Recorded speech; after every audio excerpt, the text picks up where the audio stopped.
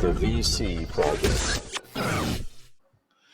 Okay, Greg Batton, welcome, sir. Good to see you guys. What a beautiful view we have here. This is an unbelievable spot. We are broadcasting from the Peoria Riverfront Museum today because we're doing the next couple of weeks worth of broadcasts from this location. I have John Morris as a guest coming up as well. Nice. We are currently upgrading the giant screen cinema right now. New projectors, new sound system, the whole ordeal. And it's a lot easier for me to just do this here and not leave the team. So I saw a picture on social media of the amount of subs that you had in there. Is that an accurate picture? That is an accurate picture. Holy smokes. That's going to be cool. It's going to sound really good. What can I, now I know this is taped on this day, and I saw it coming in here a couple of weeks from now. Taylor Swift's concert movie is going to be in that same room. Will the sound be there for that? It will. Actually, we're going to do a private screening tomorrow night to tune the sound system. Nice. So it should be rocking and rolling by the time the Taylor Swift thing happens. That'll be perfect timing. That's going to be a kicking sound system. Yeah, that's great.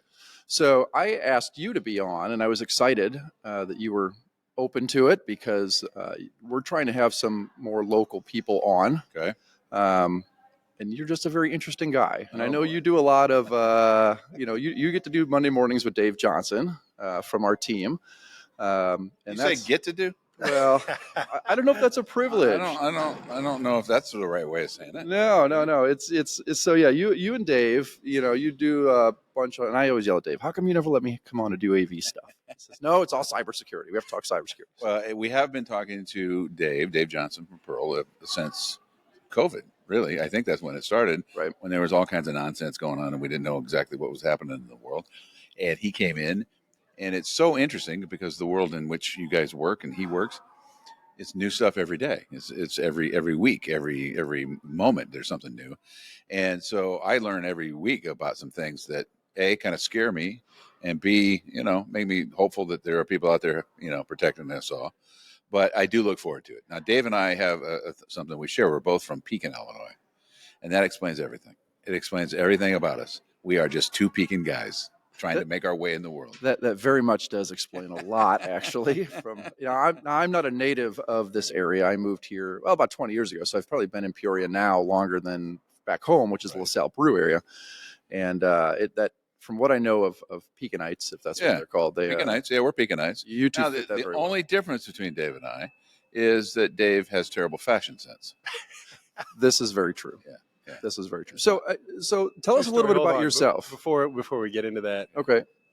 About Dave's fashion. We were having a show down here last year. Yeah. And Dave had attire on that I wasn't sure if it was maybe the best thing that could put Pearl in the right light. Okay. So I had to go to the store.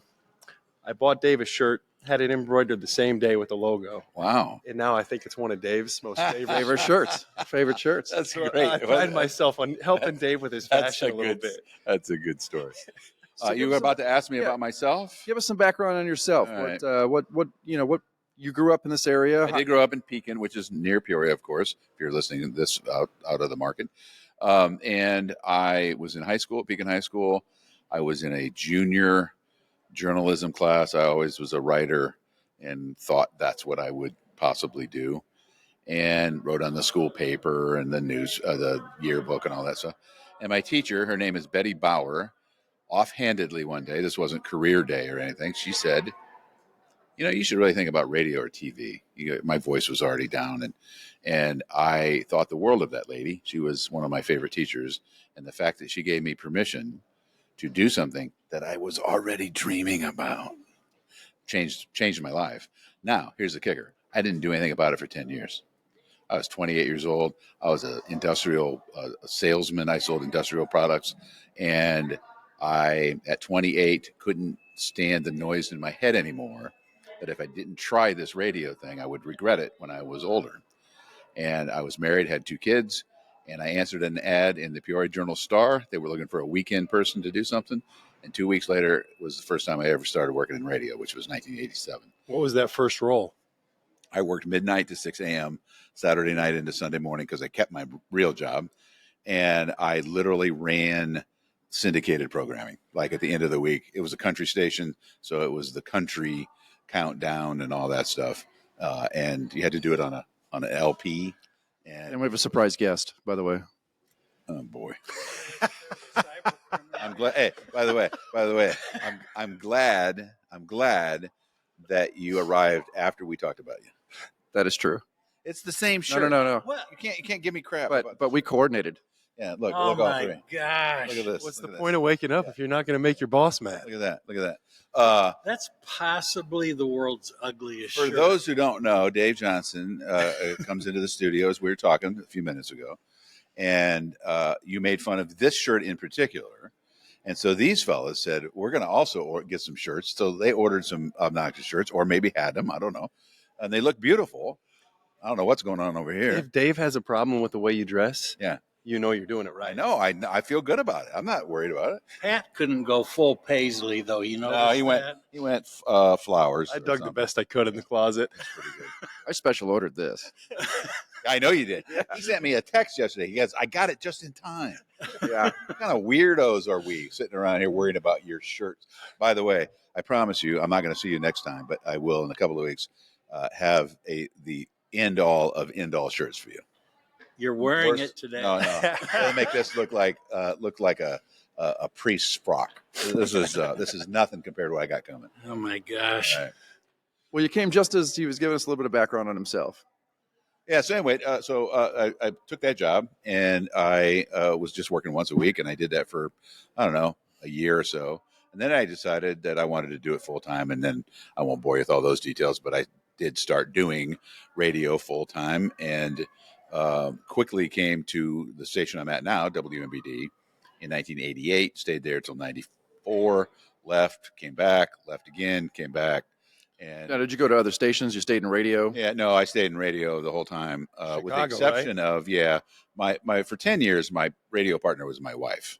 She's a broadcaster by trade, or mainly from. While you were married, or is that? Oh yeah, no, Yeah, no, because yeah. you had already been married before you got into Yeah. Oh, yeah. So the marriage I was in when I started radio ended in a divorce, and then Yvonne and I got married in '95, and almost immediately after that, I think '96 is when we started doing radio together. So that's got to be an experience doing it with your wife. Yeah, Like, doing radio together and being on a show together and all that. It's interesting because, and I do this with my partner Dan today, we don't talk to each other too much off the show.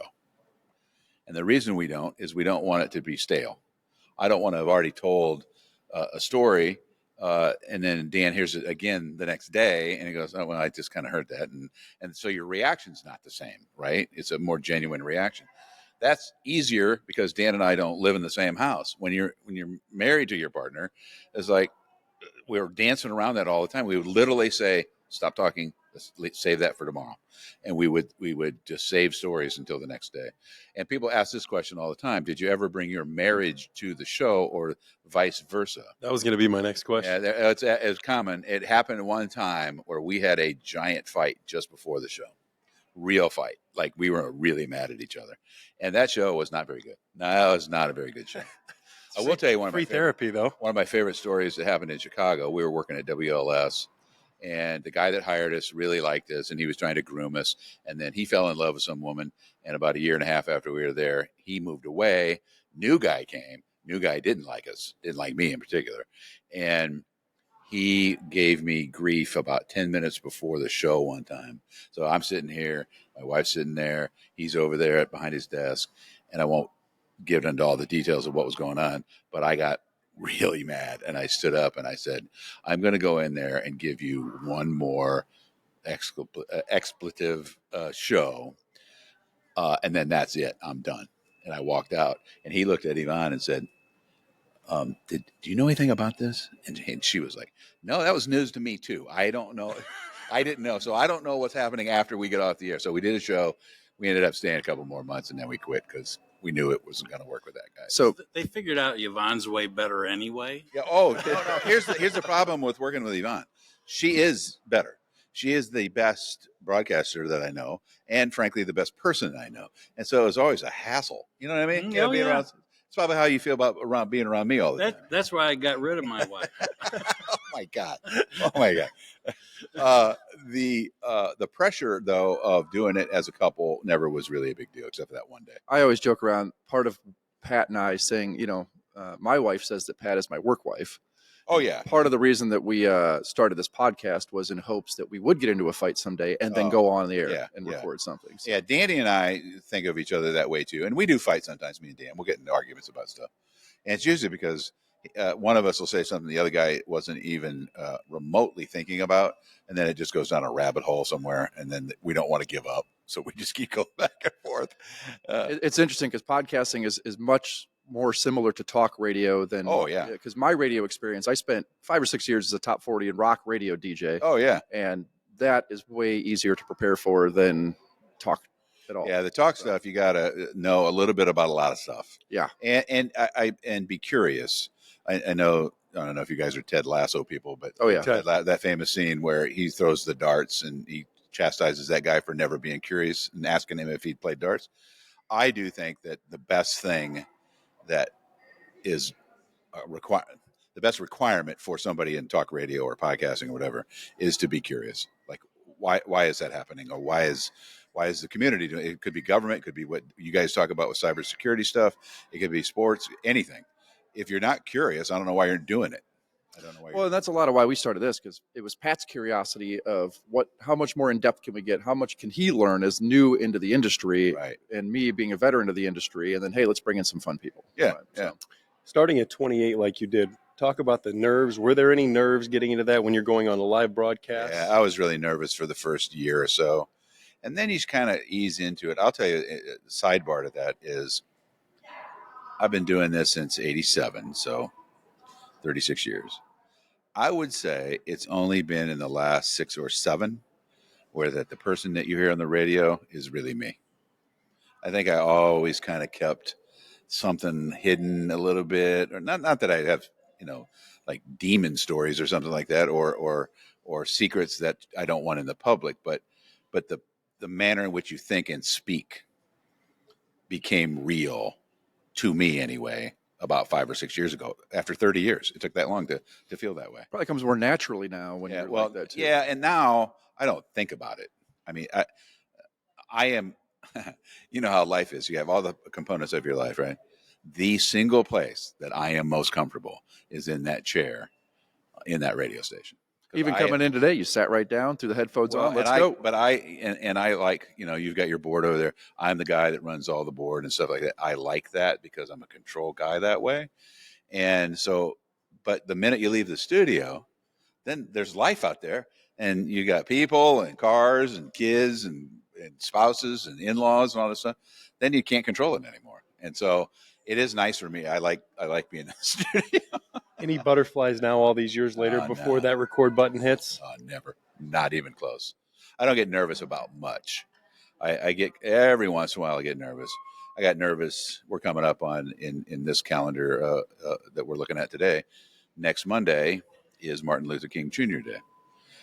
About 5 or 6 years ago, they usually bring in a hey man, what's going on? I like it when you're in public places and people grab you. That's my friend John over there. I like it when just random guys will grab you. Typically, we have security to combat that, but we didn't have them today.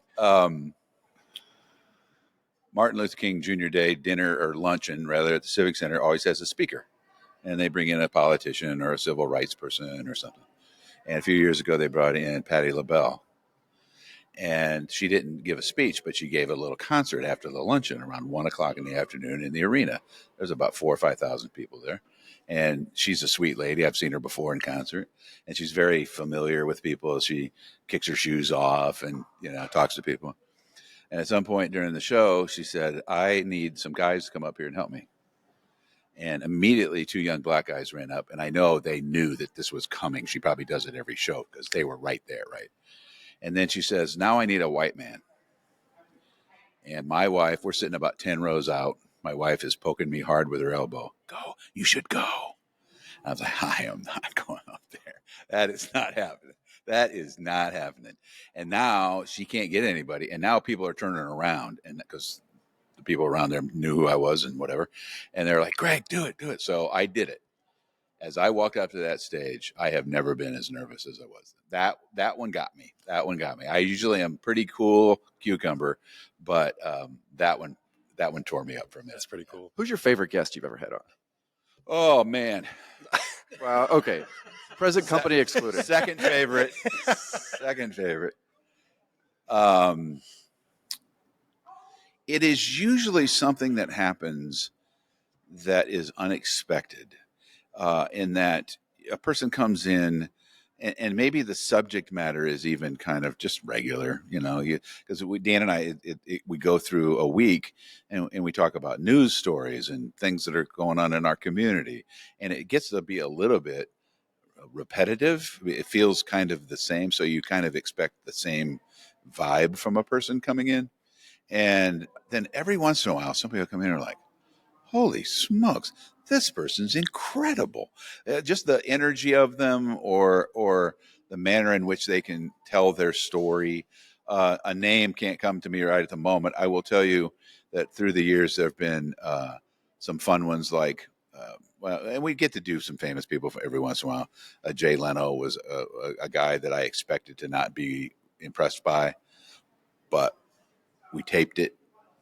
He was supposed to call at 9:05.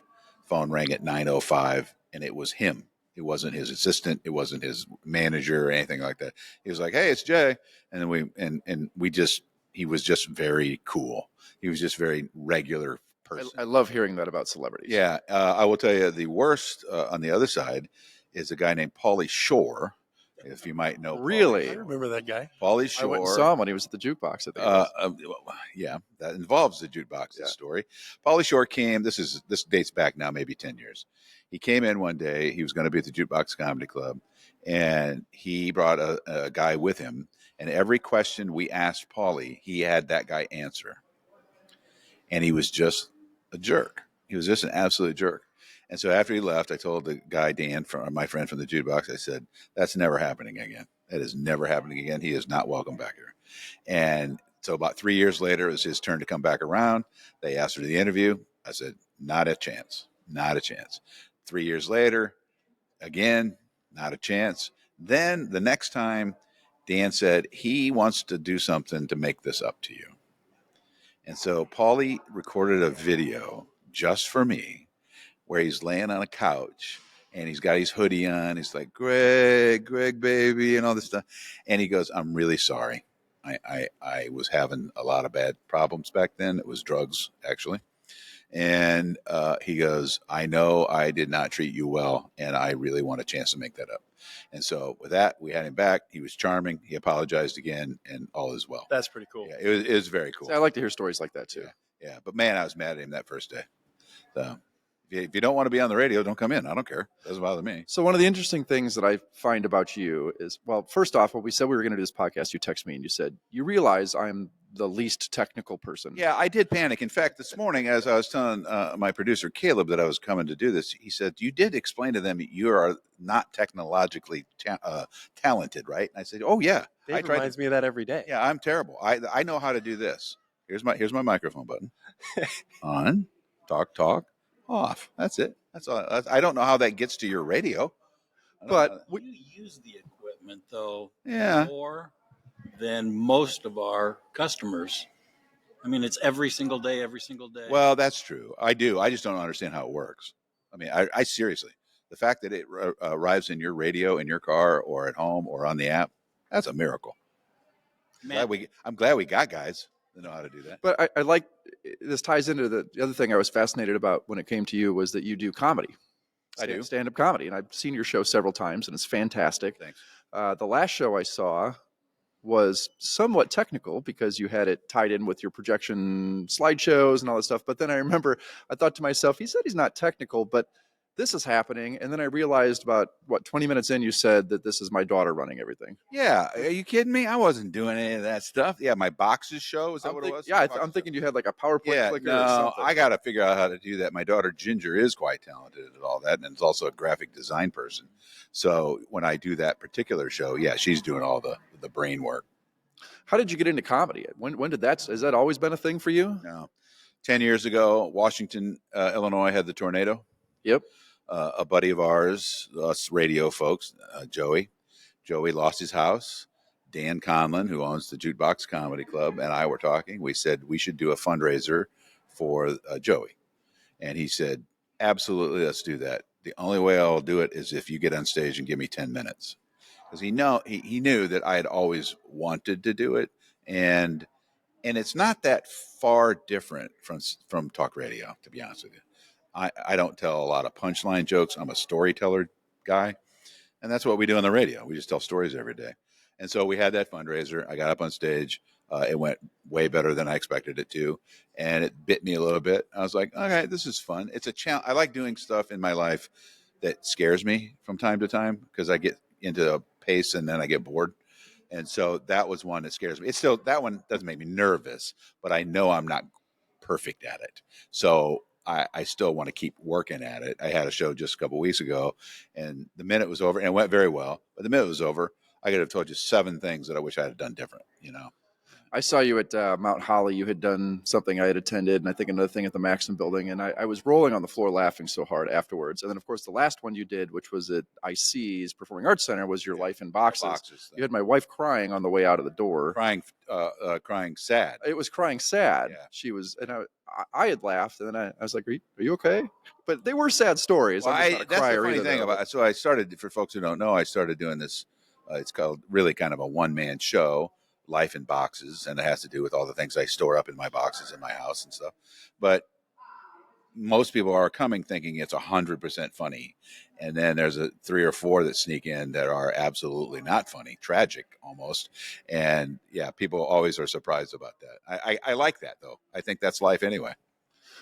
And so you and Dave became friends mostly during COVID when we started doing the broadcast. Yeah, or did you know each other before?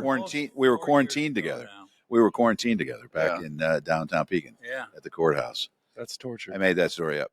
That is, I can't remember though. It was COVID. It was 4 years ago almost. Yep. But why?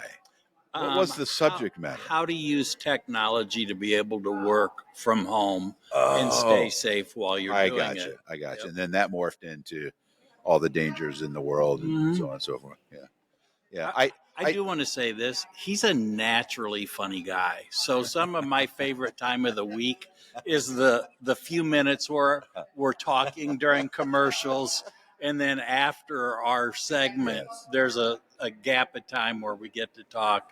And he's hysterical. We do have 2 shows that happen. Actually, I have 3. I have the show that happens on the air. There's the show that you just referred to off the air with either you and Danny or just me and Danny, whoever's in the room. Chris said. Yeah. And then I have about, I don't know, a couple dozen people that text me during the show. Yep. And there's a show going on over there sometimes too. I love those group text messages. I'm in a get couple little of those different. too. Those get a little, yeah. Even when we get off here, I'm going to have like 35 messages at least from one of my group chats. I know it's just a regular thing. I don't even know how people keep up with scrolling through some of these things. I don't either. Consume I so get much of your so day. lost in it, but I do enjoy that too. And thank you for that compliment. Yeah. No, it's my wife. good way to start the week. Okay, so you just made me think of something. So my wife doesn't want to tell me that I'm funny, right? She just doesn't. She knows that I already have that ego, and she doesn't want to give me any more of it, right? So my favorite thing to do, it happens about 3 times a year, is I lay something on her just as she's going to sleep. And she starts laughing so hard, and I just roll over, and she gets so mad. She's like, I was right there asleep. She's going to be up for the next 2 hours. Oh, man, it's my favorite thing to do. What time do you get up in the morning? You got to be up at 3 o'clock or so. My clock is set for 3:13. Hey, that is not my life. My lucky number is 3:13. I'm not kidding. I'm a little superstitious about that. You were talking to me off air about rituals and stuff. That is one of my rituals. And then I get downstairs by 3:25. I spend about an hour and 20 minutes in the kitchen drinking coffee and setting up the show. I generally have an outline of the show before I go to bed, but like you got to make sure you know what things happened overnight, what kind of news stories are new, and all that kind of stuff. So that's what I do. Then I send that off to the station, get in the car, and get downtown about 5. When you're in performing the routines, as we like to call it, it's not the OCD, which it really is. It's our routines. Yeah. I had the same thing when I was pitching before this. Talk to me about how did those come about, and what are the consequences if you don't do? If you wake up at 3:15. Right? I do know about Pat. Yeah, I do know about Pat. And I am fascinated by athletes' routines myself. It is funny. They've kind of morphed into it. You know, I don't know if this happened to you, but I didn't consciously pick all of them, I don't think. And they make no sense. And a lot of them make no sense. I need to have my wallet in a certain spot in the studio. I take my wallet. I don't carry a wallet, but it's in my bag. I take it out of the bag and I put it right there. And I have my phone in a certain spot and the headphones in a certain spot, the mouse that I use to click commercials in a certain spot. What's funny about that is I'm not that person at home. See, I am. Are you? Yeah. No, I'm not that person at home. Not that I am crazy the other way, but I don't necessarily have a routine or have to have everything be just so at home. But I do have to have it that way in the studio. We have about a dozen. How many signs do we have in that room that say WMBD? A dozen or so. Yeah, Big and signs. he's constantly going. Yeah, dude. The first thing I do when I come in the morning is I make sure that we have 4 windows, 4 sets of mini blinds. I make sure they are all at the same level. And then I make sure all those signs are not crooked. Now that's got to be a challenge because you share that studio with. Oh, I do. It's It's always messed up in Yeah. the morning. No, and it doesn't bother me. It doesn't bother me that. And what's funny is my wife used to work at WMBD television back in the day, and she used to tell me a story about a guy. And I'm not going to say his name. I don't want to embarrass him. I don't think he's even living anymore. But he was a guy that was a reporter, and he had everything on his desk just perfect. And when he would go out on a story, they would mess it all up and time him to see how long it took him to put. He would never say anything about it. He would just put everything back, and it would be like 6 seconds. He'd go, and I realize I'm that guy now. I am that guy. If you came in the studio and started moving stuff, I'd move it right back. Are you able to sleep in it all the weekends, or are you still up at Nah, 3 or 4? A little bit. No, I usually wake up. My joke I always tell people my age, it's like, hey, when you get up and go to the bathroom like 3, I just put my clothes on and go to work. You guys go back to bed, right? So I probably still wake up around that time. I can sleep until 7. Okay. That's about it. Some weekends you're on location. Yeah, sometimes we go and broadcast. We don't do that a lot anymore. It's kind of out of favor to do remote broadcasting like it used to be a big deal. Because here's the thing. It used to be you wanted to go to see the radio guy because you didn't know what he looked like. Right. Well, now with social media, everybody knows what everybody looks like. That's not a big deal anymore. So it happens sometimes. Yeah. Any stories or anything during your time in Chicago, whether it be times or something that sticks out to you? I had my life threatened a couple of times by listeners. That was fun. What are you doing to make that happen? It was political stuff, people didn't want to listen to what I was saying. It was daunting for me as a kid who grew up in Pekin. WLS radio was what I listened to. It was a top 40 radio station, the Big 89, Larry Lujak and Little Tommy and all those guys. I was a huge fan of that station.